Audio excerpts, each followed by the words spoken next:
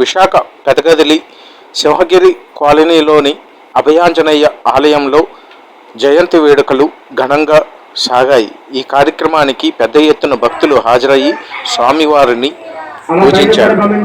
ఈ ప్రత్యేక పూజల్లో ఆలయ కమిటీ మెంబర్స్, భక్తులు పెద్ద ఎత్తున పాల్గొని స్వామివారి తీర్థ ప్రసాదాలు స్వీకరించారు.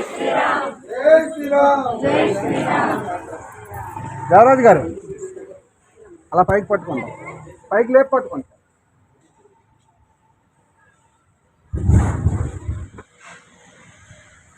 జై శ్రీరామ్ జై శ్రీరామ్ జై శ్రీరామ్ జై శ్రీరామ్